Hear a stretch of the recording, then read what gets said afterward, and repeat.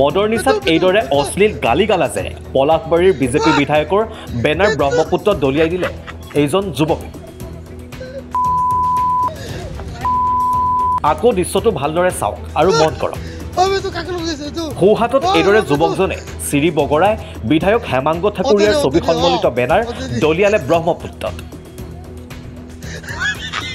মুখত ইমানেই বিধায়কৰ বৃদ্ধ মাতৃলৈ অশ্লীল গালি গালাজ, সেয়া আমি দেখুৱাব বা শুনাব নোৱাৰিম।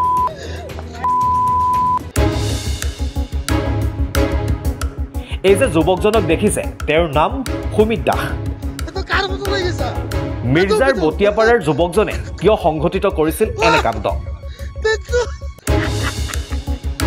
সুৰাসক্ত অৱস্থাত আন সতীৰ্থৰ সৈতে বিধায়কৰ ফটো ব্ৰহ্মপুত্ৰত উটুৱাই দি মদত লভিছিল প্ৰচণ্ড শান্তি।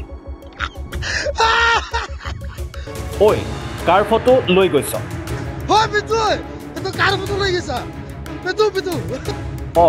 উটুৱাই দি।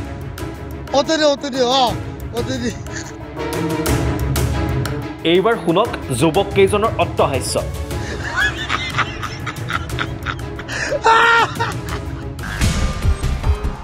ইয়াৰ পিছতে এই দৃশ্য আজিৰ। হাতত হেণ্ডকাফ লগাই পলাশবাৰী আৰক্ষীয়ে বিধায়কৰ মাতৃক অশ্লীল বাক্য প্ৰয়োগ কৰি বিধায়কৰ ফটো ব্ৰহ্মপুত্ৰত উটুৱাই দিয়া সুমিত এতিয়া কেমেৰাৰ সন্মুখত আহিছে। মাজে মাজে লাজো কৰিছে সুমিতে, মাজে মাজে লাজত নাক ঢাকিব খুজিছে সুমিতে।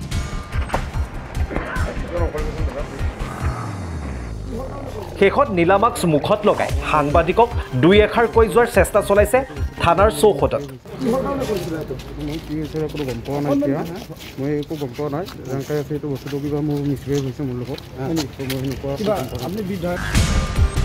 নিৰ্বাচন চমু চাপি আহিছে। ইয়াৰ মাজতে নিজ সমষ্টিৰ যুৱকেই বিধায়কৰ ছবি এইদৰে টানি ব্ৰহ্মপুত্ৰত উটুৱাই দিয়া কাণ্ডই এতিয়া সমগ্ৰ পলাশবাৰীতে সৃষ্টি কৰিছে কৌতূহলৰ। অৱশ্যে বৃদ্ধ মাতৃক সুৰাৰ ৰাগীত অশ্লীল বাক্যৰে গালি পৰাত সহজভাৱে ল'ব পৰা নাই সভ্য সমাজে।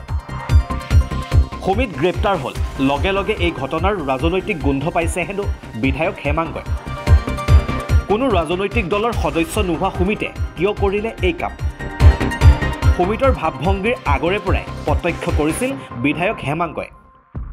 বিধায়ক হৈ থাকোঁতে যদি এজন বিধায়কৰ এগেইনষ্টে আৰু তেওঁৰ মাতৃ, বৃদ্ধ মাতৃ, যি মাতৃ নেকি মোৰ মাতৃ, আপোনালোকে সকলোৱে জ্ঞাত যে এখন মেনেজমেণ্ট কলেজৰ তেওঁ গভৰ্ণিং বডিৰ প্ৰেছিডেণ্ট হৈ আছে, এজন ৰিপুটেড মহিলা।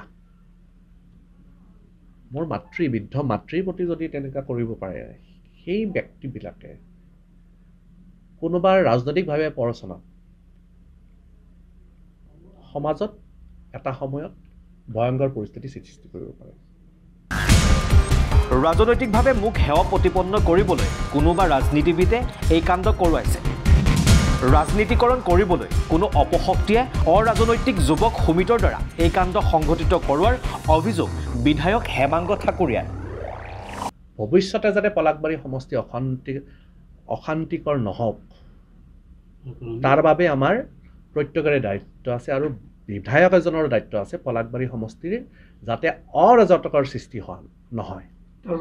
আজি পলাশবাৰী সমষ্টিত অৰাজকতাৰ সৃষ্টি কেতিয়াও মই কৰিব নিদিওঁ আৰু ৰাইজেও কৰিব নিদিয়ে। পলাশবাৰী সমষ্টিৰ ৰাইজ শান্তিপ্ৰিয় আৰু এনেকুৱা ধৰণে ৰাজনৈতিকভাৱে যদি কোনোবাৰ লগত লগ লাগি পেলাই, মই ভাষ্য গম পালোঁ যে কোনোবাই উচতাইছে বুলি আপোনালোকৰ মিডিয়াৰ পৰাই দেখিলোঁ মই বাইট এটা, যে তেওঁক উচতাইছে। আৰু যদি ৰাজনৈতিকভাৱে কোনোবাই উচতাইছে, সেই ৰাজনীতিবিদজন কেনেকুৱা হ'ব লাগিব, এইটো ইনভেষ্টিগেশ্যনত নিশ্চয়কৈ আহিব।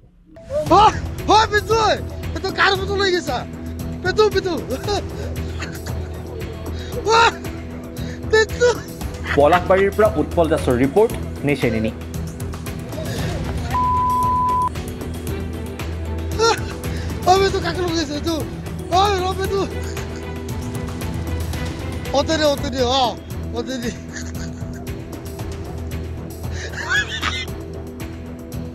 That's